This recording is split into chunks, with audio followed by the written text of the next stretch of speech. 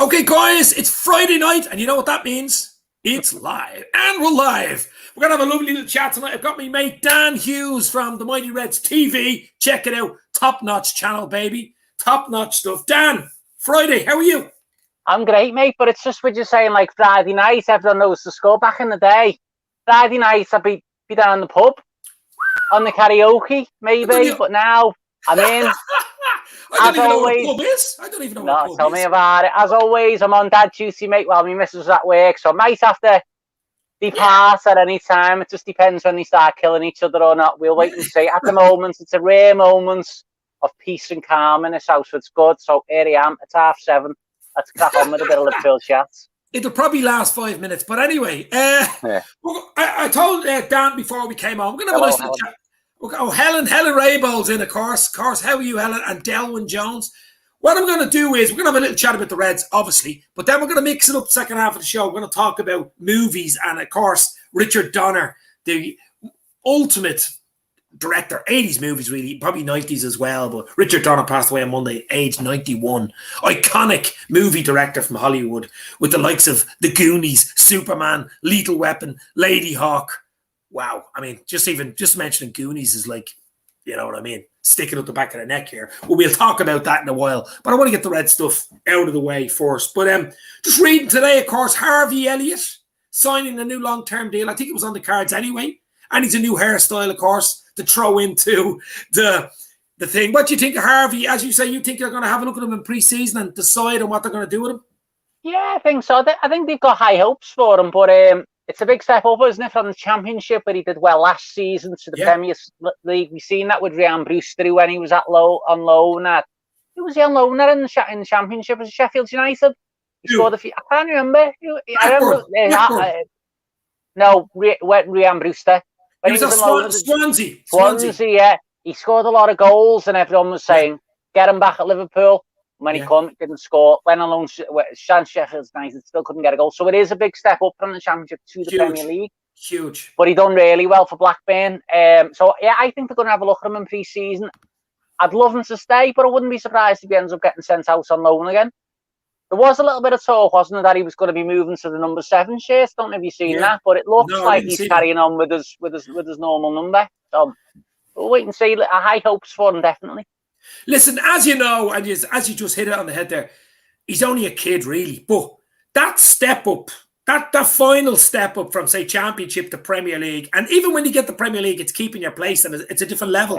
Curtis Jones is finding out. I mean, it's not easy. No matter how good you are, that step up is just so hard. But I do think if there's anybody that can make it, it's him. I mean, he's got everything. He's got the potential. He's got the haircut. He's got everything, baby. He's definitely got the potential and the ability. As I say, it is a step up. We're going to wait and see. As I say, I do expect them to just give him a look in pre-season. You can never really judge players on that, because we've seen players before, haven't we? Have a great spell during pre-season, and then they haven't kicked on. But we'll wait and see. As I say, it's certainly exciting. He's an exciting selling, put it that way. Yeah, no, absolutely. Some of his goals last season for Blackburn, and the finishes, the little dinks and that, they were gorgeous, weren't they? So yeah, we'll wait and see on Harvey, but good luck to him. Big contract. Well done.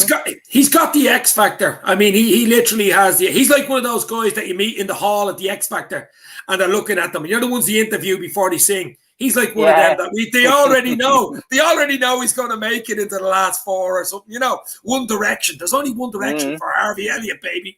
Well, let's hope so. Yeah, that's what I think. I think so. But also the Reds pre-season Austrian camp confirmed. I think it was yesterday. I had a feeling it was either going to be the Portuguese camp or the Austrian camp, but it's going to be the Austrian camp. Probably 2 weeks away. You know, there won't be. With COVID, you can't be playing friendlies. You can't be mixing outside bubbles and stuff like that. So we knew it was going to be an enclosed type of thing. But it'd be just great to have a look at the likes of Van Dijk and Kanate, of course. Kanate on the pitch, you know, together and hugging each other. And yeah, well, that was the big news for me, because I mean, we no one has really known whether Van Dijk was going to be fit, isn't it? But apparently, it looks like he's fit for the start of pre-season, and he'll be joining up with the rest of the squad. The same with Joe Gomez. I don't know, was Joe Matip announced in the squad for pre-season? I seen the squad today. There was loads of young lads in it as well. Yeah, of course. There always is, isn't it? Yeah, But because remember, sorry, go ahead. No, I was just going to say, but just to see those 3 back from the start of pre-season and good to go is great. Because as I say, with long-term injuries like them, we never quite knew whether it was going to take them a bit longer. But I think the plan was always to get them back to the start of pre-season, and it looks like that's what they've done. So brilliant! Can't wait for that one. No, absolutely, and it's a big plus, of course. I mean, Van Dijk, everybody's going to be watching. Is he right? Is he coming back? Because he's such a long layoff. You know what I mean? Yeah. It's not a given that he's going to be back to even 90% of what he was, which is good enough. You know what I mean? And 90% Van Dijk is as good as most things out there. But just before we go on, I'm just going to say to the chat, there's a few people in the chat. Subscribe to the Mighty Reds TV. Dan, a great channel, really great channel. Yeah, no, get the subs. There's not many videos going at the moment, Dave, but I've got big plans for the new season, watch-alongs, all that sort of stuff. At the minute, I'm just sort of lying fallow. I'm learning off the experts like you, Dave. I don't know about that. Here's another one. Hang on. You had James Pearce on the channel the other day. Don't you tell me you're not the experts. That's about the 50th time I had him on. I know, he's top man, isn't he? Brian McFadden. Who's next? Who's coming next? Are you keeping secret for the next one? Well, you never know. It could be Bono. anybody. Bono's here. He's not tall enough. He's over there. Hey, Bono. With the sunglasses on. I want to know. But no, listen, that's Westlife. We will do that later again. But listen, for me, it's all about the crack and the fun. I'm talking to the likes of you. Talking about Liverpool, obviously, is the number one. I like mixing it up on this channel as well because there's only so much you can bloody talk about. And I'm good at talking, as you know. I won't shut up. Plunks41 is in. How are you? Evening, my friend. Another great LFC channel. I think it's a football focus. It's a football focus now. They changed their name to. It used to be Red Sky Pods or something like that. Yeah, that's it. Yeah, that's the one. Yeah, football focus. But so many great channels. I think the people in the comments are spoiled for choice. So many bloody channels. It's just beyond belief. I think Liverpool have the most fan channels. I think they do. I'd say so, mate. I might read them minds when 80s film one. You're here. That's copyrighted, by the way. Yeah. But anyway, the away kit. What do you think of the away kit? The cream, actually, it's stone. It's stone. I think they're calling it. Yeah, that's what they're saying, Andy. A lot of people who love that Echo kit from the late 90s. The 90s, yeah. The McAteer special. Yeah, McAteer, Berger, McManaman, Fowler, all that sort of thing. Yeah. He played some lovely football. The overall sort of impression that I seem to be getting from Twitter and that is that people seem to really like it. I'm not that mad on it, I'll be honest. I'm not 100% sure on the colour. I know it sounds a bit mad, I've seen like the baby kit and it's got like a crew neck on it. I thought that looked a bit more like a football kit. But it's a nice kit, it's not a terrible kit, do you know what I mean? From my point of view, I think last season's you had like a black and pink away one, which I really didn't like. But this is fine, and if other people like it, brilliant. Personally, I would never. I never really tend to buy the kits. I buy them for me kids. As long as they look good on my kids on holiday, I'm happy. There's me slagging I don't buy jerseys, and I'm wearing last year's, and I have 1980s, 85 one up the wall there. The retro ones I love. Yeah, I mean, I'll say I've got no issue with them, but personally for me, no. But as I say, if you look good on my kids on holiday, that's all I'm happy with. Yeah. I like the training tops. There's some lovely training tops as well. I don't know whether you're on the LFC retail or the .com. It's some great stuff. But that's hey Dave, how much are they paying you there? You get a little big money, a season ticket. Don't think so. But Nivea for men, though, my skin is quite, nice and soft. But the other thing is, what other news we got for the Reds? Obviously, that Saul Niguez, the Atletico Madrid midfielder news won't go away. The rumours, I see about 15 different rumours today. But as I always say, Fleetwood Mac, I'm going to play it later on. Rumours. Tell me lies, tell me sweet little lies. You know what I mean? Rumours for me are like a Fleetwood Mac album. You can play it in the corner, just listen to it. Doesn't mean it's true. So I'd like it, though. He's a good player. Your man Niguez, he's very, very tidy individual. Yeah, as I say, the impression of him from the Twitter artists, I like to call them, seems to be overwhelmingly positive, doesn't it? And it certainly shuts a few people up, wouldn't it? Who's saying we're not making any signings? So we get him in and Canate. Certainly boost our options, won't it? Yeah, I mean, Canate, I don't know whether anybody's seen in the comments the thing on Twitter, his number 5 unveiling. Did you see it? Yeah, with the smoke. That was unbelievable. that wasn't a club thing, was it? Was that something he'd organised himself? I think that was Nike. Do you not think that was Nike? Now, because Nike, I'm not 100% certain, mate. I am, because he's wearing Nike. He's wearing different Nike things in it. He's wearing the home gear. He's wearing the away gear. He's wearing all the tracksuits Nike. I think he's even wearing a pair of Nike runners. So it has to be something to do with Nike. Yeah, it's proper. Hey, I'll tell you what, I like that guy. He hasn't even kicked the ball. He's mad into anime, the Japanese cartoons and all. There's something quirky about him that I like, Yeah, he looks like a character, doesn't he? So we'll wait and see. I mean, it's all very well doing it off the pitch. Let's see what he's got on the pitch. That's exactly it.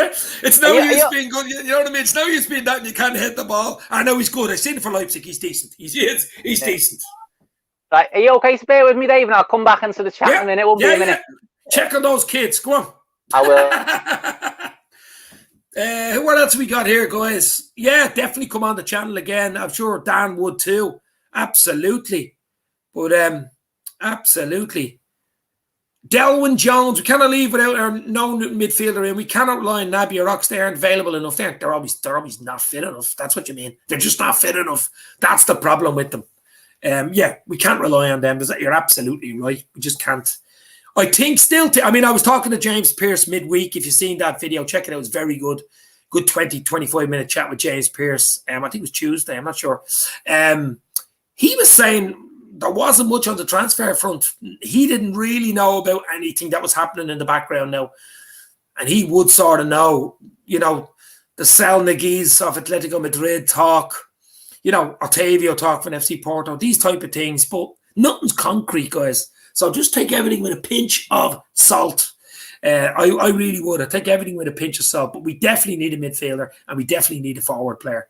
We've got Ibrahima Kanate in. But that's what it is. Stephen Richards, how are you? Hopefully you are well, my friend. Hit the like button. Hit the share button, guys. Give Dan from the Mighty Reds TV a follow. Out of City Cop in the house. Another great LFC channel.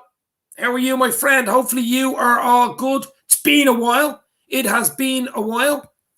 Klopp should be ruthless at any dead wood in the squad. Well, it used to be Melwood. Now it's Deadwood. But, yeah, I don't like that wood, Deadwood. It reminds me of Melwood. But, yeah, listen, there's a few players to get rid of. But they're all on big contracts. You can't just tell a player he turns up and he's 2 years left on his contract. Sorry, we don't want you. I could sit in 50, 60 grand a week, baby, and play five-a-side against the wall. You know what I mean? So it's not that easy. People think, get rid of him. Get rid of Origi. He's on 70 grand a week or something. And no one's queuing up to buy him. There's not a big queue, is there? So it's not easy to get rid of players. That's where I think the likes of agents are a problem. I don't like agents at all. I really don't. I'm anti-agent, let's put it that way. I think they can ruin the game, especially the big ones like Mina Riola, the other guy who Messi and Ronaldo and oh my God, the percentage of wages. They get a percentage of wages and everything. It's ridiculous. And I don't know whether you know the Tevez story. You remember Tevez played for United and West Ham, the Argentinian striker. Of course, yeah. Do you know the story about him? He was more or less owned. He was like a slave. It was the same with, wasn't him and Mascherano? Yeah. They both were owned by the clubs, wasn't he? It was the same one. And West Ham got into a bit of trouble over that, didn't he? And it wasn't that part of it. That was terrible. That was something like what Britney Spears is going through. Something like conservatorship. It was something like that.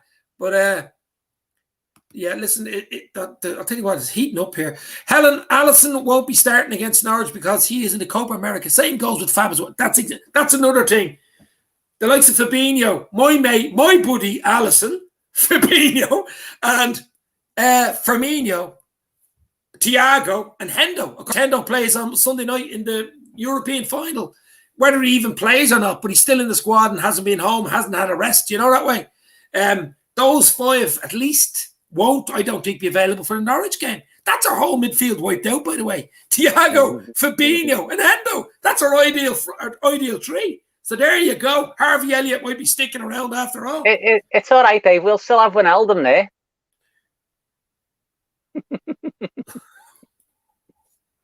That's exactly what I mean. That's why we need to get so. That's why we need to get someone in. Do we definitely think they won't start though, or be available for Norwich? No, I've heard that Klopp wants to give them 3 weeks off. So whenever they finish, let's say they finish. Well, they're going to finish Sunday night, isn't he? Henderson's going to finish Sunday, and so is the three Brazilians. They're going to finish Sunday night, Copa America against Argentina. So the options then will be from Milner, won't they? Oxlade-Chamberlain, Keita, and Curtis-Jones. Naby lad is going to get injured on this Austrian tour on his bike, for God's sake. Let's be real. But, I think we need to bring someone in there. You don't think? Definitely. Well, I certainly think so. But based on what you're saying, there we're going to be missing the main midfield, because you certainly not only Casey wouldn't rely on Oxlade-Chamberlain being fit, would you? Milner, there you go, getting on, and cases, so we're going to be struggling there. And obviously, it might not just be the first game. I don't know whether they play on the Wednesday or the following Saturday, or how long it's going to take them to get back up to speed, fully fit. It might be 2 or 3 games. So. No, absolutely. I don't know whether you did see the thing I did on Twitter the other day for Allison, did you? Oh yeah, I did. And didn't he like it? Yeah, he liked it up with the 2 little crying emojis, didn't he? I did Allison as Barry Gibb, the Bee Gees lead singer, and I actually had on Twitter Allison grow back your moustache, because he did. That was a great picture of it. It really did look like the lead singer. Staying alive, and then he fucking liked it. I think it's over 15,000, 16,000 views at this stage, just because he liked it, obviously. But I thought that was funny. Now that way, I tell you, if he comes back with the moustache, you know where he got it from, right? When's he coming on the show? Next week. Ali Baba. But Naby lad gets injured when he sees his own shadow. Only if he's shadow boxing. Oh, love it, baby. Jokes are coming out. I used to love when Naby lad would get injured playing FIFA. his thumb would get injured, broke his thumb in a slide tackle. In a slide tackle. It's sad, isn't it? It's sad, but have to see how it goes. Maybe New Year might bring him a bit of luck, but we'll wait and see. But for me though, Dan, I mean, he has all the potential to be top notch. We seen him at a run. He got a run of a few games, and he was bloody. This is the guy we've been missing. That's what's sad about it. That's what's sad. 100%, mate. Yeah, and he showed some nice signs of some nice link up with Salah. And a lot of the big performances that we've had over the last couple of seasons, he's played. Like the 7-0 against Palace, he was there. The 4-0 against Leicester last season, the season before. Sorry, on Boxing Day, he was playing. Lovely little player. He's got a bit of it. I like him anyway. I know some people aren't convinced. I think he's a good player, but it's whether he ever gets this run of fitness, isn't it? I mean, and after 3 seasons, you'd have to think, well, what's going to be different this season? Probably nothing, but all we can do is keep our fingers crossed and hope. Dave, we've waited 3 years for him to spark. I know. Exactly. Listen, 100%. We paid big money for him. I mean, we're not going to get that money back. I can't see it, Dan. Unless he plays, has a great season. But then we won't sell him if he has a great season. So. But I mean, listen, those injuries. I mean, Oxlade-Chamberlain, you could say the same. I suppose, to be fair, Well, he had the one major one, didn't he? And as you'd often see, once a player's out for that long with a bad injury, everything else, I think, so. I don't know if there's any science behind it, but it's like everything else almost like softens up, and he seems to get loads of soft tissue injuries, then hamstrings and calf strains and whatever else. Of course, is the worry. Sorry, Dave was going to say that'll be the worry with Van Dijk. Well, yeah. I mean, if you're out for so long, he's looked good though. He has really looked good and confident in training, and he's a big fella. He's rarely ever injured other than that injury, and that wasn't an injury. That was actually an assault. Let's be fair. That wasn't an injury. That was someone jumping on you. Pickford, you know what I mean? So that was a different type of thing. That wasn't an injury. So in a way, you'd say, well, he doesn't even get injured because that wasn't an injury. That was an inflicted, it was a different type of thing. So, but before we get into the movies and the little Friday night relaxing chat about anything goes, I was just thinking, Liverpool, for me, I mean, Klopp, they're back in pre-season, I think it's Monday, getting back into it at the new training ground. Well, it's not that new, but it's still new to me. It's only I can see it out my window. Oh, are you that close to it? Yeah, wow. literally that close. If I could play golf, Dave, I can't play golf, but if I could, I could probably with an iron. Yeah, probably get one onto the pitch. Yeah, it's close. It's really close. You should be shouting out from your fucking window. Give us an interview, Klopp. I might do. One thing I can say is I haven't always lived around here, Dave, and it's unbelievably windy. It's shocking how bad the wind is. You said that. Is it enclosed? Is it not enclosed though? Is it not enclosed? Well, I remember when they started moving up, Klopp said we're going to have to do something about the wind because it's wrecking the training. So I don't know whether at some point they're going to put some sort of windbreaks up or something because it's unbelievable. Hold on. Why? How could the planners or the architects who spent 50 or 60 million on that training pitch not find out that it's bloody windy? Because you already told me that. Well, I think they did, didn't he? But it just must be because they had the land there, just build it and then we'll sort it out afterwards. But it is honestly, it's unbelievably windy. I suppose because a lot of it's indoors as well. There's pools and there's saunas and there's training, a gym and all. You can only do so much outside. It's the land, Dave, really, because they already had the academy and then it was just an industrial estate around it, so it was just easy enough to build there. Yeah, that's true. Yeah, used to drive a bus near the Access Centre, says Steve Richards. Yeah, there you go. There you go. You can get a lift off Steve. I know. Tell me about it. Yeah. Mark Forrest is in the house. How are you, Mark? Hopefully you're well. Mark. He's actually on Twitch. That's Twitch you're coming in from. We're live on 3 different platforms tonight. YouTube, what's Twitter, Twitch? Twitch. Is Twitch the gaming thing? That's Twitch. It is, yeah. Twitch is a gaming channel type of thing. Yeah, it wouldn't be as big as YouTube, and it wouldn't be as big. It's more of a nuanced type thing, but it's always good just to have it out there. You know, I mean, Mark Forrest is after coming in, but we're going to finish it on the Reds chat. But as I say, guys, get your comments in, hit the like button. Give any Dan, questions as well, general knowledge, all that sort of stuff. Love all that. Well, we're going to have a chat, guys, about a legend who passed away last Monday. When I mention his name, the older people in the comments will know who I'm talking about. Certainly know his movies. Richarddonner died at the age of 91, he was, on Monday. The director of the famous 80s crazy movie. I mean, it's a cult classic, basically. Goonies, Superman, Lethal Weapon, Lady Hawk. I mean, this guy is just, wow. I mean, he's done loads of other stuff, but they're the iconic types of things. I mean, even Lethal Weapon with Danny Glover and Mel Gibson. I mean, that was a classic 80s, the two cops hating each other at the start and then grows through the film to become like brothers type of thing, doesn't it? I mean, that was, we'll start off with that. I thought that was a great film. Lethal Weapon, yeah. Well, it's sort of set the tone for the whole genre of sort of buddy cop films, didn't it? Where they're ill-suited and they don't get on, and one's a bit of a maverick and one's a straight-laced guy. And we've seen that from Lethal Weapon so many times with different films. I never, until you mentioned it on Monday or whatever it was, I never knew he did Lethal Weapon. I've always known him as being synonymous with the original Superman films, and they were just brilliant. I mean, if anyone out there, you think Superman, the first thing you think of is those films, isn't the Christopher Reeve ones, which obviously, of course, is partly due to Christopher Reeve, God rest his soul as well, but Richarddonner, brilliant, involved in them. And so many more. As I say, I sort of had a look at his Wikipedia, and I was like, wow, I never knew that. Brilliant. I mean, I mentioned that film to you earlier. Not a lot of people knew. I was at like a classic Lady Hawk with Michelle Pfeiffer and Rutger Hauer. And Rutger Hauer was like the hero in it, but he has that evil side to him. And Michelle Pfeiffer was the good looking. She's only young, like we're talking early 80s here. Yeah, and she turned into like a hawk. That's why it was called Lady Hawk, under a spell or something. And he fell in love with her, and the hawk would follow him everywhere. And the whole film was trying to break the spell and turn her back to be human again. It was absolutely check that out. I've never even heard of it, but it sounds like something I'd like. Because listen, I'll be honest, I'll watch anything with Michelle Pfeiffer, and she's stunning, isn't she? Absolutely. I think what it was Batman Returns, where she's Catwoman. And since then, I've loved her. But I'll tell you the film. This is not Richarddonner, by the way, but it is Michelle Pfeiffer.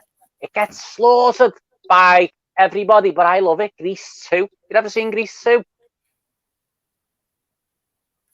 I got the reaction. Do you know? I'm an original, right? I love originals. I don't like remakes, and I don't like. Right? But Grease 1, the first Grease, like, you're not going to fucking get any better than that. So no, it's Grease great. 2, But honestly, Grease too, some of the music and it's brilliant. And she plays a girl called, she's like the main female lead, Stephanie, and she's gorgeous. She's beautiful. That's the reason you were watching it. It was nothing to do with the bloody movie. You've got me. Do you know what? I seen it once, but I seen Grease, the original, about 56 times. So yeah, it's classic. I mean, you got me on that. But back to Donner. I mean, back to Richarddonner. Listen, we'll mention Goonies. I mean, I don't know how many bleeding times I've seen Goonies, especially as a kid. I even seen it last year. I think it was on at Christmas. It's always on around Christmas time. I mean, you had everything in that film as a kid. I mean, you had Data, the guy, was it Chinese, sort of Chinese-American guy? Japanese guy, yeah, or Japanese maybe. He was the go-go gadget type guy. I mean, you know, the tech. Yeah, he's brilliant, wasn't he? The thing I always remember him from is the oil in his heels. The oil? They're going across a log and he like squirts some oil out of his heel. At the back of the heel. Yeah. And even at the start, don't they have like a zip line between like the houses or something like that? I haven't seen it for a while, but those things when you're a kid, you just think, wow. Because, you know, everyone wanted to be in that gang, didn't he? Do you know what I mean? Do you know, a lot of people don't realise, but do you know Mikey, the guy that had the inhaler? Is that Josh Brolin? No, that's his brother I'm going to talk about. His older brother. Yeah, the little kid with the inhaler. Yeah, his older brother that did the weights is Josh Brolin, who became a big star. Yeah. He's Thanos, isn't he? Wow. I mean, a lot of people don't realise that, though. A lot of people didn't realise that. That was actually Josh Brolin. As the older kid in the film, really, who had the thing for the other girl in the movie. And, of course, you had, I mean, like, Baby Ruth, hey you guys. I mean, like, you know, it's just, I just think I had everything, you know. It's a bit silly as well. I mean, you look back on things, and as a time as kids, they're great. When you look at them when you're older, you go, hold on, what's going on? I think like when you're a kid, you're watching it and you think, I'd love to be in that gang because they're all best mates and we go off on a big, because normally like adventure films are like Indiana Jones, aren't they? So obviously, if you're a kid watching it, it's hard to relate as much. But when it's kids doing it, you can sort of picture you and your mates that you play with, and you're going around on your BMXs and you're going to each other's houses. BMX. Yeah, I used to have a BMX. Do you know what I used to have? Do you know what I used to have in the 80s? I don't know whether you ever even seen one. It was a big bike, right, that had a plastic, like a motorbike. It had like the tank, but it was plastic. It had a tank on it. It had the long way you'd sit on a seat. And I had like mud guards and it had like an exhaust, but it was plastic, but it looked like a fucking motorbike. Yeah, it looked like a motorbike, yeah. And do you know what I used to do? Put the peg on the back with the playing card. Yeah, so it sounds like an engine, yeah. Where are the people doing that? Oh, wow. That was just dreamland, absolute dreamland. Rory Fitzgerald is in, even the guys, Goonies classic. The other night, Cellini vigorously grabbing Jordi Alba laughing. Manically reminded me of Slot loving grabbing Chunk in the dungeon. Oh yeah, well we can't say more without Chunk, can we? The Chunk shuffle or whatever he used to do. Yeah, he's brilliant. I mean, you wouldn't get away with that. Some of the stuff from the 80s now, anyway, in the movies, you just wouldn't get away with it. You know what I mean? No, of course not. You wouldn't. That's what I like about them. That's what I like about them. What else in the Goonies? I mean, the Goonies. Of course, you know what, Dave? I always thought the Goonies was Steven Spielberg involved in that? The Goonies, he must have been, surely. Yeah, What did he do in it? Well, I think he was a producer or something. Yeah, because it's got all the hallmarks, hasn't it, of a Steven Spielberg film as well. So but he definitely must have been involved in it somewhere. He was involved. Yeah, definitely. Yeah. And then as I say, going on to the Superman films, I mean, them early ones. I mean, Superman. I think it was going from like the 50s or the 40s, wasn't it? With like the cartoons and the comics and all that. Even earlier, I think. As I said before, but if you say to someone, Superman, and just get the picture in the head, the first thing you see is Christopher Reeve. So those films have just set the gold standard now, which they've been trying to copy for years. Did you ever see an absolute classic? I want you guys in the comments to tell me if you've ever seen it. It's Christopher Reeve. It's a love story from the early 80s. It could even be 79, 80, 81. I think it's before Superman. So just before Superman. Somewhere in Time. No, I've never heard. The only other film Check it out. The only other film I can ever remember Christopher Reeve in, apart from the Superman films, was a film called The Village of the Damned. where they have like all the people in the town have a baby at once, and they're like alien babies, and they're all like these gorgeous blonde-haired, blue-eyed kids, but they're aliens. And that's the only other film I can ever remember. I don't remember that. That was a horror movie, obviously. Yeah. Somewhere in time, that is just he's a time traveler, and what he does is he has a coin from say 1890 or 1880, whatever it is, and if he puts the coin in his hand and holds it and lies down on the bed and thinks about the coin, he goes back to whatever the year is on the coin, and he meets a girl, and I'm trying to remember her, Jane Seymour. But can he only ever go back to that year? That year, he goes back and meets the same girl. He goes back 2 or 3 times, and and the music to it though is the music is, you'd be nearly crying listening to the music, because the music is unbelievable. The song for it, the actual movie soundtrack for it. Oh my god! Wow! Another one to look out for, isn't it? Yeah, somewhere. Sorry, is it Somewhere in Time? Somewhere in Time, I think it's called. It's unbelievable. But I mean, we're talking about Lethal Weapon, Goonies. Goonies for me is like, wow. I mean, Goonies is up there with Home Alone, the first one, of course. I think Home Alone, the first one. I don't like 2, 3, 4. 2 wasn't bad actually. The one with the pigeon woman, that wasn't bad. I can't really separate 1 and 2. They're basically just the same film, aren't they? Like in the second one, they have the lady with the pigeons, don't they? And in the first one, they have the man with the shovel. It's like exactly the same film, isn't it? But I know. He looked like a serial killer now at the start. Yeah, that was the whole idea. It's basically just the same film rehashed, isn't it? But set in New York. But I like them both. But after that, I think Macaulay Culkin's not even in them after that, is he? And I've never really watched them. No, he's not in them after number 2. That's what I'm saying. I think his brother might be, but I'll tell you what it is about the second one. That's an Irish woman, Brenda Fricker, is the pigeon woman. But I worked with her nephew. I always remember the Dave off Casualty. Remember Casualty in the 80s and 90s? It might even still be on. Yeah. And she was in that. I remember it in that, and that's about all I remember it in that and Home Alone 2. Yeah, no, she did a lot. She did a good few films. I actually used to work her Fricker with her nephew, because it's an unusual surname, Fricker. Yeah. But me ma loves Christopher Reeve, best Superman ever. We all love I'll tell you, he had a very sad story now. Yeah, I mean, do you know the story? What happened there? Yeah, it was a terrible horse riding accident, wasn't it? Left him as a quadriplegic, and then I think complications with that later in his life. It wasn't that long after, maybe 10 years or so, was it? And he died, and it was obviously I mean, it's feeding and off, feeding. I mean, listen, that's tragic for anyone, but for such a strong, literally a Superman, iconic Superman. I mean, it was ironic, wasn't it? Yeah, really, I'd say tragic for anyone, but for such a strong man, to be trapped like that inside disability is awful, really. Yeah? No, I mean, it was just wow. I mean, that was so sad. It has to be said. It really was. I'm just trying to think. But Richarddonner, guys, passed away at the age of 91. Wow, what a legend.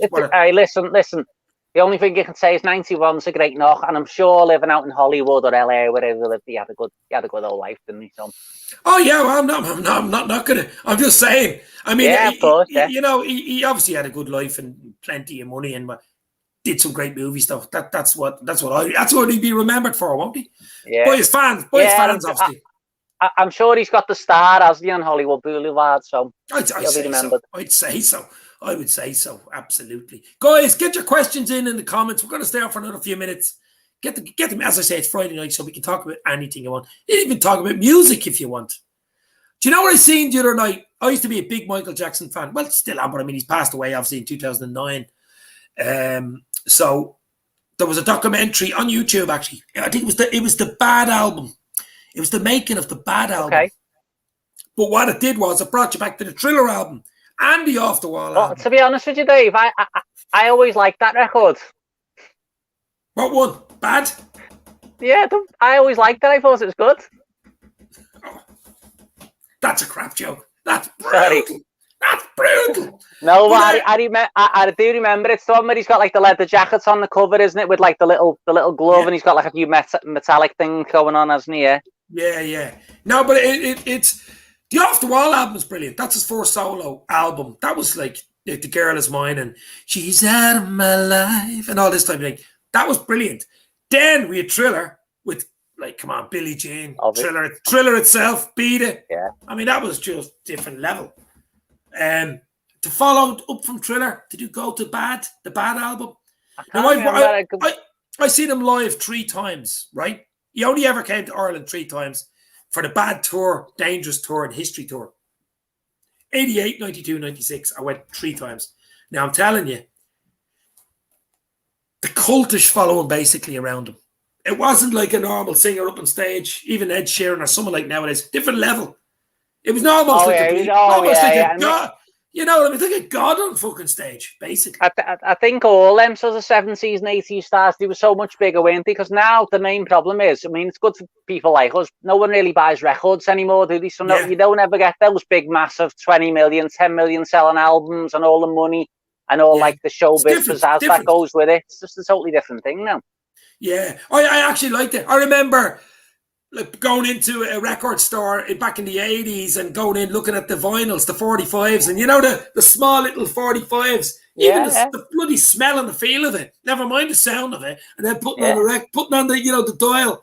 The first record I ever bought was Eurythmics, Annie Lennox. You know the Eurythmics, Angel, what is it? Like an Angel. You know that one? I don't know. I don't think it's called. There must be an angel or whatever. It must be an angel. Like an angel. That's what it's called. Yeah, I think it was my first one I bought. That was just, and then my older brother used to love the Police, Sting and stuff like that. Oh yeah. Oh, I mean, it's just different. Class band. I mean, just different level. I mean, it's different. It's different now.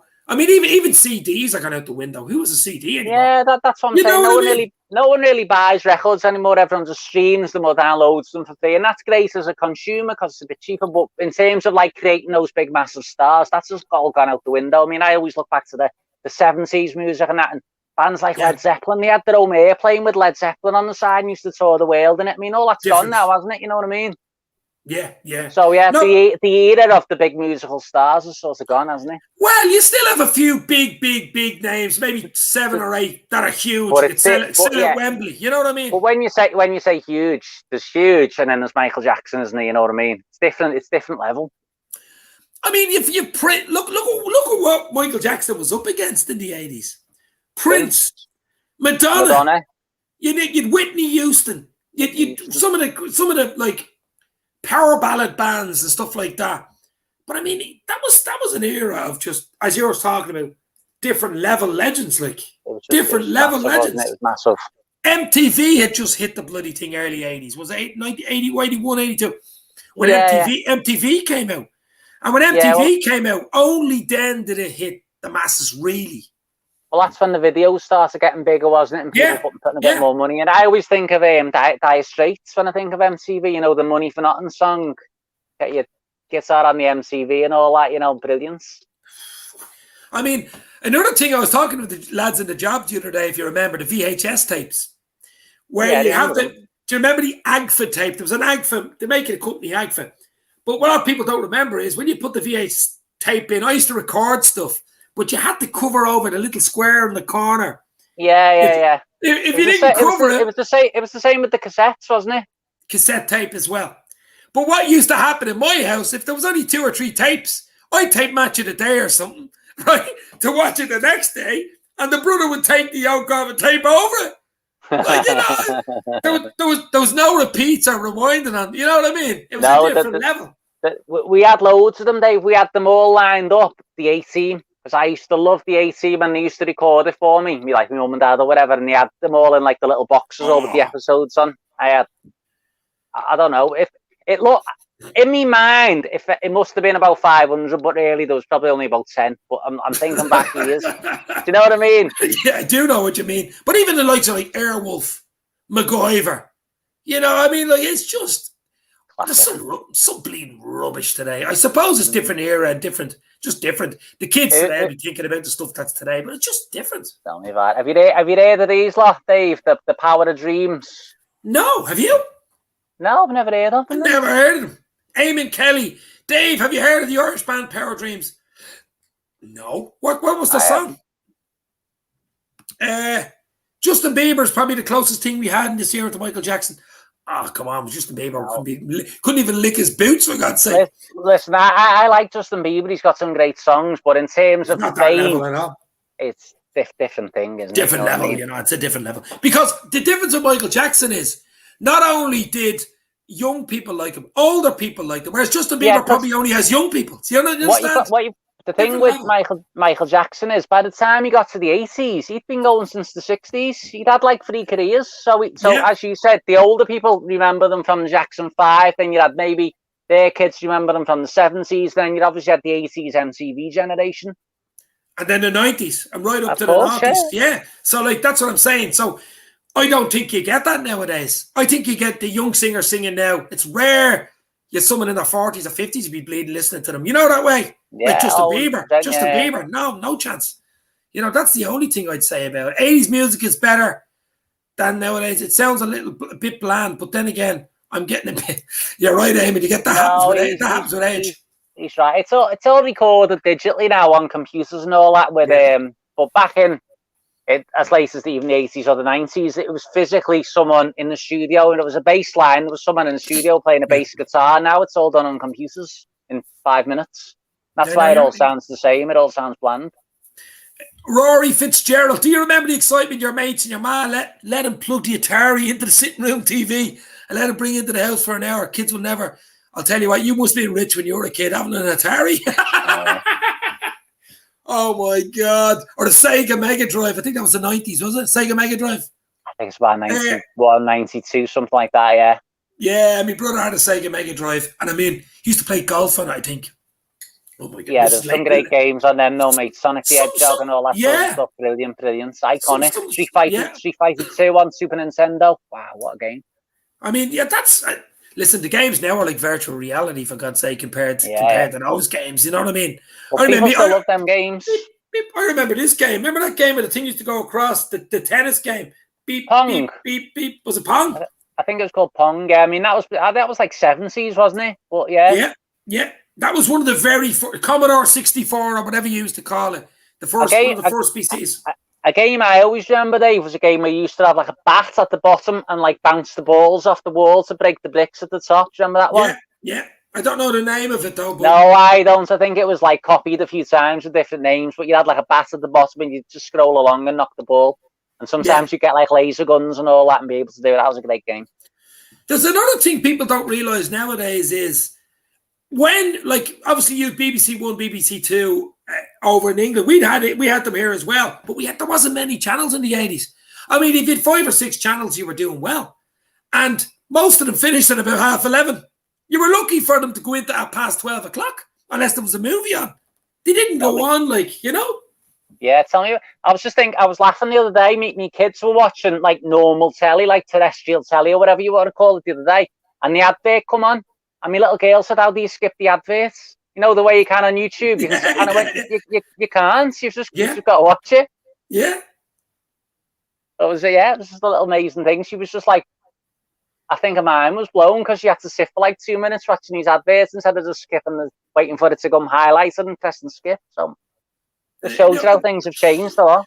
Sure, it's crazy. You can pause live TV now on my Sky box or whatever you call it, the Q box or whatever it's called. Yeah. Do what you bloody want. It's crazy. Crazy. Guys, get your last few questions in. We stay on for another about 10 minutes. Get your last comments in and we can chat. Or Dan, if you want to chat about anything that you have on your mind. Whatever questions are coming in, mate, just keep them coming in. Keep them clean, baby. Yeah, definitely keep them clean. Family show this, guys. There you go, Amy. There's one for you. Go on. Dave and Dan, did you get BMX bikes as kids? Yeah, everyone had some sort of BMX, didn't they? And think about it. They were plastic spokes. You know what I mean? Big, heavy plastic spokes. Great bikes, though. And then as you got a bit older, people started to get mountain bikes and that sort of stuff. And yeah, great. Do you remember the shows they used to have of the BMX? The way we on a Saturday or something, they'd have a show where the BMXs would be going up ramps and all, like competitions. In England, there was. Yeah, I always remember one that used to be on. It wasn't with BMXs though. It used to be on in the 80s during the school holidays, and it was like, you know, the little motorbikes. Oh yeah, going around the track. The dirt track. Yeah, what was that called? Can anyone out there remember what that was called? I used to remember it. It used to have this dead cool like 80s music. Yeah, I do remember. I seen something on YouTube the other day. As you know, I like browsing through 80s and 90s shows. Chopper, Retro Limb, who is a retro YouTube channel, by the way. Retro Unlimited. I like it. Get me on retro. I'll come on. I love talking about retro stuff. But, that's what I said to him. Yeah, that's what I said to him. Chopper was the bike with the big seat at the back, wasn't it? It went up in the air like that. Yeah. I never had one of them. I had obviously BMXs and whatever else. And, but yeah, and it had the gear change in the middle. You push forward. Yeah. But here's a question for all bike people, because I think this is quite a regional thing. What did you call it when your mate sat on the seat and you stood up and pedalled? Oh, you mean when he like sat? You'd be pedaling and he'd be sat on the seats. You'd be giving him a lift somewhere. On the crossbar? No, on the seats. You'd be pedaling, he'd be on the seats. On the crossbar, something else. I'll get to that one in a minute. Yeah, I used to call that the crosser, but anyway. No. In Liverpool, that'd be called a mogger, and if they sat on the front handlebars, it'd be called a takey. Oh no, Jesus, no way! It used to be the crosser. I'll give you a crosser, as in crossbar. I don't know, a bakey. Who's got it? Is it bakey you call it? No, I've never heard of that. As I say, sat on the seat was called a mogger, and sat on the handlebars was called a takey in Liverpool. Wow. Wow, I've never heard of that. A tandem is the actual bike with the two seats, isn't it? A bakey? Is that what he's calling a retro? Bakey? Is it backy? A backy? Well, it sounds a bit like takey, doesn't it? Yeah, backy would make sense going on the back seat, wouldn't it? Yeah. Oh, Owen has asked a question about football all of a sudden. Wow. Would you say John Barnes was never the same player after his injury? Well, he had a few, didn't he? He was one of them players. Once he started, he never stopped, did he? But obviously, there was John Barnes from sort of 87 to 91. And then after that, he was, of course, he was probably the best player in the world at the time, or certainly in the. Obviously, Liverpool wasn't in Europe, was he? So he couldn't maybe test himself so much on the European scale. But after that, of course, was it an Achilles injury? A bad one he got? I'm not sure. I mean, he had a few, didn't he? But then from 92 to 90, whatever it was, when he decided on Liverpool, of course, he wasn't the same. But I'll tell you what a bloody play. He's one of my favourite all-time Liverpool. One of my favourites. Obviously, me and you and most of the people out there will be too young to remember someone like Billy Liddell. But for our generation, you'd have to have him as a shoe-on, wouldn't you, for the all-time 11, I think. Well, people don't realise how good he was nowadays. You know what I mean? People don't really get it. He was top scorer, wasn't he, in the league one year from playing on the wing? I think he also got he got PFA Player of the Year at least once, didn't he? I think twice. And he was Football Writers Player of the Year. He was brilliant. He was the reason. I always credit him, Dave. He was the man who got me to put my 18 toys down in that late 80s. I used to just be playing with my toys all the time, as I say, BA and all that. And then once I started seeing him scoring them free kicks and that and running down the wing with his little tiny silver shorts on, I was like, wow, who is this guy? You're on about the grey shorts, are you? Yeah. With the stripes, 3 stripes down the side. That's all I think of when I think of that team. I think of that great late 80s silver kit, and it just seemed like they always battered everybody. I mean, I just think iconic. Doug from the Dugout Football Chat, another great LFC channel. As I say, there's so bloody many. It's just beyond belief. Well, we're only going to stay on for another few minutes anyway. But I just think it's great just to be chatting. I love chatting about the 80s, 90s. Because as I say, when I log off here, I'm going to go 80s, 90s style baby on YouTube. And you know one thing I like, and it might sound weird, but it's actually big on YouTube. If you know what an ident is, you know the identity, the BBC One, BBC Two, ITV, UTV, Irish channels, Scottish TV, all the idents when and the LWT, London Weekend TV, or Channel 4 comes up. The identity of the channel. That music. What takes you back? The nostalgia of the different ones. The Channel 4 one was so iconic with the colourful 4, and it turns like that. No, I remember one with like the blocks all coming together of the Channel 4, different coloured blocks. Like that's it. I'm supposed to remember that, yeah. It was all coloured, a bit like Italian 90s, all the different colours. Like red and green, and then it also come together, and then Brookside or something would come on, wouldn't it? Brookside. Do you know what they used to watch in my house growing up? It was Home Alone. Oh, not Home Alone. What am I? Home and Away. Home Alone. Oh, Home yeah, and yeah, Away. yeah. Australian. Yeah, like Neighbours. Like Neighbours. Yeah, I don't know if the schedule was the same over in Ireland, but in England, they used to have one at like, I think 5:30 till 6, and then the other one 6 till 6:30. So you'd watch one on BBC and then flip over. Around dinner time. But see, we had all the English channels. We always had BBC. Yeah. We always had BBC One, BBC Two, ITV. They used to be on in the day as well, didn't they? Yeah. Lunchtime. Lunchtime. Yeah. Around 1:30. After the news. After the news. And do you know what used to be on? Check this out. This will really start making you cry. Pebble Mill at 1. I remember it, yeah, with Pebble Mill. Alan Titchmarsh and all that sort of stuff. BBC 1. It was the news, and it was it's like the One show basically, except it was 70s, 80s style. Yeah, I tell you something. So about the Aussie soaps though, that you ever used to watch, Prisoner Cell Block H. Yeah, do you know what? Yeah, it used to be on late at night, didn't it? My mother, who's passed away, loved that bloody show. It was an Australian show. They were in it like a prison, women's prison. Yeah, well, ladies. And my younger brother used to watch it with me ma, and he was only about 12. And he used to love it. It was a good program. That was late night. Late night one wasn't about 11:30. When it should have really been in bed. Yeah. For school the next day. I used to pretend I was asleep and watch it on the sly when my mum and dad had gone to bed. Well, great program. What was the main character's name? The big tall. It was a tall woman. There was a few. There was one. I remember the Screw. No, one of the girls that was in the prison. She was a prisoner, but she was sort of head of the gang. I can't. Honestly, I can't remember. I remember there was one called Rita the Beater in there, but I can't remember who was the main one. But who was the main lady? Who was like the main prison warden? I don't know the names. I know what you're talking about. I can't. Yeah, it was a long time ago. But I'll tell you something. Talking about prison programs, I don't know if you or any of the people watching, did you watch a program called Time that was on about a month or so? I don't know when it was on, but it's on BBC iPlayer now. It's got Sean Bean in and Stephen Graham, and it's written by Jimmy McGovern. It's only 3 parts. It's brilliant. What's it called? Time. It's a prison drama. 3 episodes. Brilliant. Look, read that one. But yeah, that's it. Yeah, Ferguson. That's it. Rory's on the ball there. Rory. Do you know what? And I didn't like it, but my ma again liked it, and my younger brother like Golden Girls. Yeah. The 4 women, 4 Americans. Yeah, wasn't it? I can just sort of Wouldn't it be my picture it, you know, with all like the pastel coloured tracksuits on and all that sort of stuff. Yeah. Oh my God, we're really scraping the barrel now, aren't we? Golden Girls.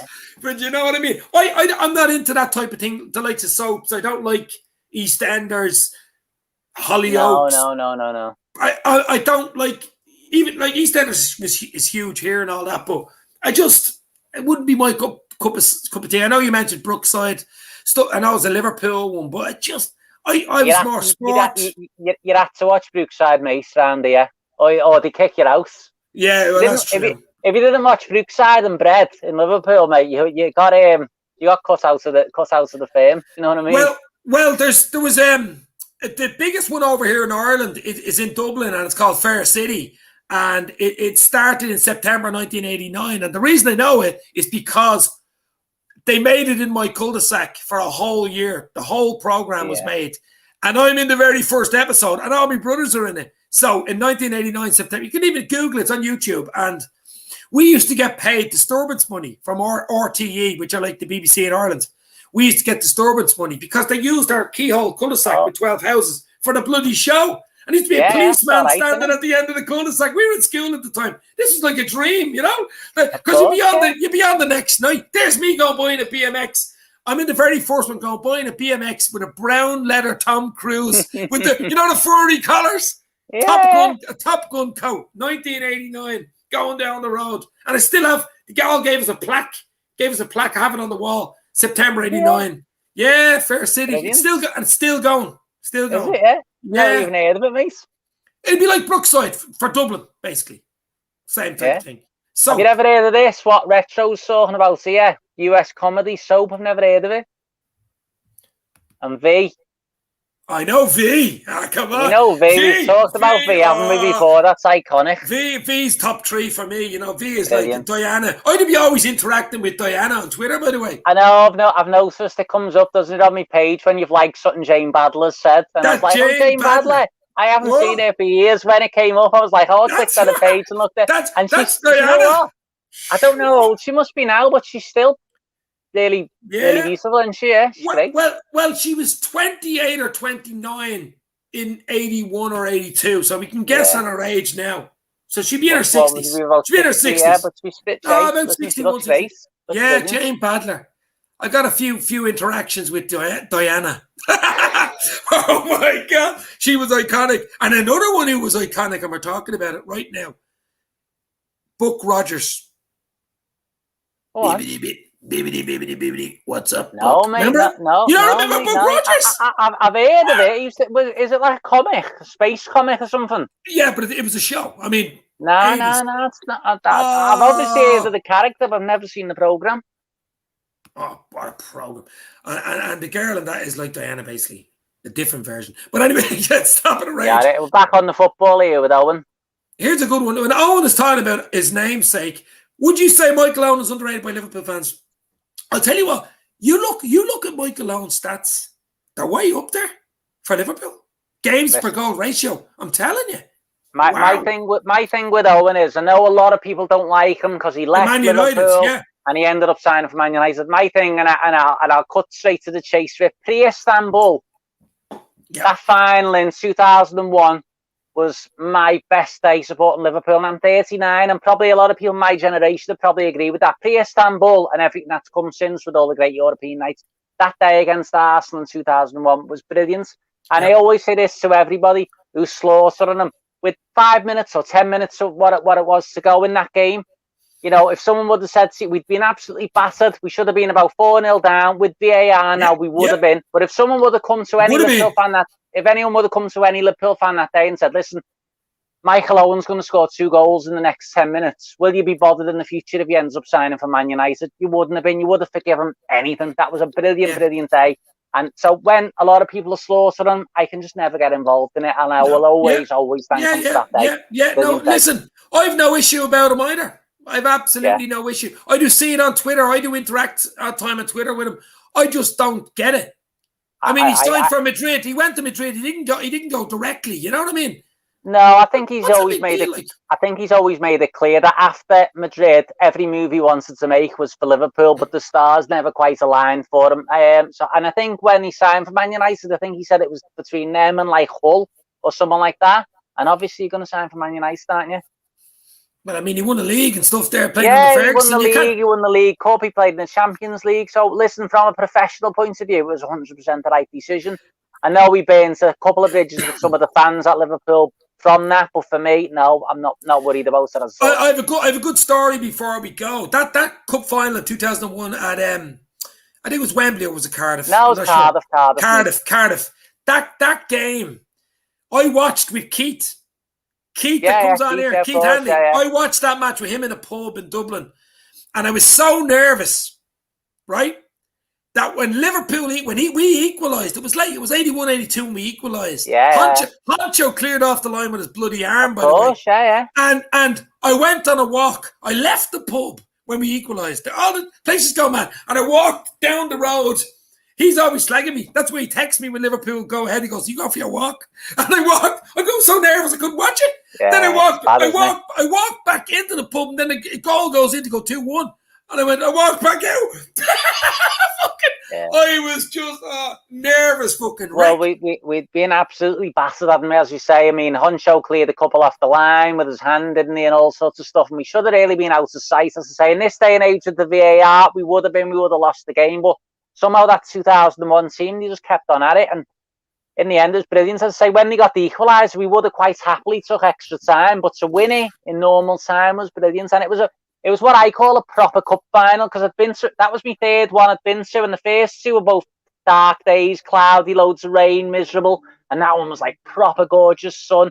The pitch looked amazing. All the players had cramp at the end and were playing with the socks rolled down. It was a proper old-fashioned cup final. What a day. So, yeah, I can never dislike Michael Owen after that. And when you think about it, you went with your dad. Your dad was a huge Red, I'd say, was he? My dad. Yeah, he's massive Liverpool fan. Yeah, and he got the dream job. You might see him sometimes retweeting some of his stuff because after he retired from his main job, he got a job in the Liverpool Museum, talking about it, and he used to love that. That was his dream job, walking around the club museum, taking people on the guided tours. He loved it. Dave, I think I found you in the pilot episode of first season. Yeah, I told you. Can we get a screenshot of something?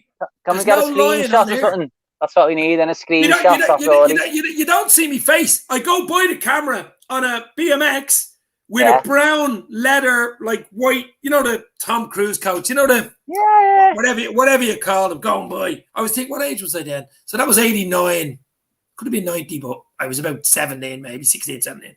But I mean, those were the days. And 2001, we have to go back to, the world changed in 2001, September 11th of the same year. Jeez, I don't think we've looked back since, to be honest with you. But as you said, that final for me, you have to hand it to Owen. Two bits of brilliance, really. Brilliant. We didn't deserve that now of that game. Really. What a lovely ping off Patrick Berger as well for the second goal. Just knocked it, lovely little sweet spot where it with his left foot, just right into Owen's stride. Into the corner. Gorgeous. David Seaman into the corner, beaten. There's nowhere else. Postage stamp basically into the corner. But people, as you say, people don't give that kudos. That's a lot for them. That's history. That was a long time ago. No one gives a shit, So I give him kudos though. To be fair, as I say, I always think back to how desperate I was that day watching that game, and you're dreaming and you're hoping and you're praying that you're going to get something, and he gives us it. So listen, how could I ever then dislike him for playing for anyone? Do you know what I mean? Yeah. Right, guys, we're gonna wrap up now in a minute or two. Get your last comments in. Back in the day, Liverpool players left because they weren't good enough. Players are chasing the money now. Well, unfortunately, it's a changed world now, isn't it? It's all the money now. That's what it's all about, isn't it? Nicky Tanner, who ex-Liverpool centre-half. Do you remember him, Nicky Tanner? Yeah, vaguely. I remember he scored in the derby, didn't he? Big boy from Bristol Rovers, wasn't it? Yeah. Yeah. 1-1. I was meant to do a video with him. He sent me his book last year. From Anfield to Anfield. Yeah, he sent me the book, and I was meant to do a video talk with him about the book, and I still could do it. He follows me on Twitter. I'd be talking to him on Twitter. But he was telling me that at the time, a lot of people didn't fancy him. But he had a good run. I think Mark Wright was with him at the time, centre-half. And he's actually doing well at the time, and I think he got an injury. Yeah, as soon as Dalglish signed him, actually. It was Dalglish. And when Souness came in then, you know what I mean? What happened when Souness came in? Of course, yeah. There was a lot of good young players at the time, wasn't it? But unfortunately, they were kind of thrown into the deep end, wasn't it? Because of injuries and because of Graham Souness selling a lot of experienced pros. There's a lot of good players. So maybe Tanner might have been a better player than we remember if he'd have been playing in a more settled team. Do you know what I mean? Yeah, no, absolutely. Dan, this has been brilliant. I enjoyed this. We should have our own retro bloody channel. Tell me about it, mate. I might have a few more followers on there. Yeah. Listen, it's not about the followers, it's about the quality. It is, mate. It's about the quality, mate. What's he saying there? Shanks would be furious with the players wanting so much money. Absolutely. Well, we know all of Shanks will be rolling in his grave at this stage. I think we leave it. You've two kids to mind. I've got 90s and 80s to catch up with, baby, and a few beers in the fridge to look after. Guys, it's been absolutely. See you all later. Thank you for the comments, everybody. Brilliance. Hit the like button. And I want you to give this guy, Dan, the Mighty Reds TV, a follow. We're cult classic at the moment. So if you want to follow me, get on the hype train for the new season. I'll put his link in the description down below. Okay, guys? Stay safe. Dave. Have a good night, everyone. Have a good night. This means more. Stay safe.